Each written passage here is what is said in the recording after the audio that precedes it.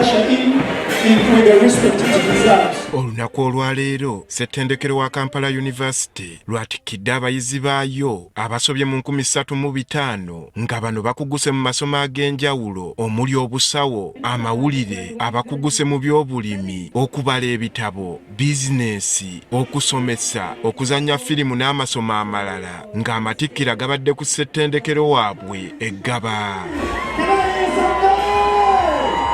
Omukolo guno gwetabiddwako abakungu ab'enjawulo okubadde ababaka ba Paalamenti 12 nga mu Abatikiddwa mwe mubadde ne ssentebe wa NRM mu disitulikiti y'e Kayunga, Moses Kalangwa. Prof Maggie Kigozi akulira Uganda Investment Authority nga yabadde omugenyi omukulu asabye abayizi abatikiddwa okukozesa obukugu bwe bafunye okwetonderawo emirimu. So today is your day. You have worked hard. You have persevered through challenges and earned the right to celebrate. Era bano abakuutidde obutasosola mirimu nga y'engeri endala ey'okuyambako mu kulwanyisa ebbula ly'emirimu kuba ensangi zino gyafuuka gya mwana waani. I want you as young people to know that you can do anything. You can do anything. You can learn. So if it's the job that's available is not what you did, it's not what you studied.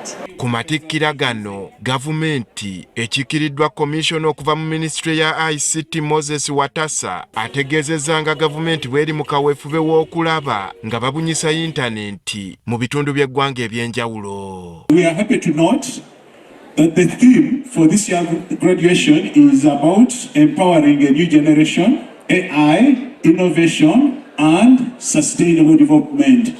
This speaks directly to the priorities of this country. Akulira ssetendekero ono Profesa Mondo Kagonyera alaze obukulu bwa tekinologiya wa AI n'asaba gavumenti okwongera amaanyi mu kumutendeka abantu n'okumubunyisa eggwanga lyonna.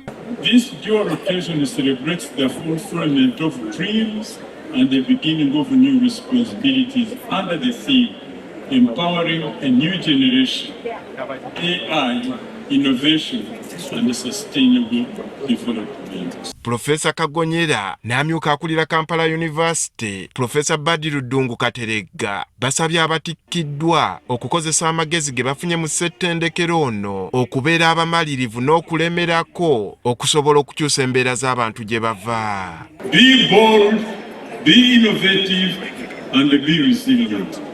Remain focused, humble, innovative and courageous. Abayizi abatikiddwa balaze essanyu olw'okukuba emisomo oluku mu mutwe.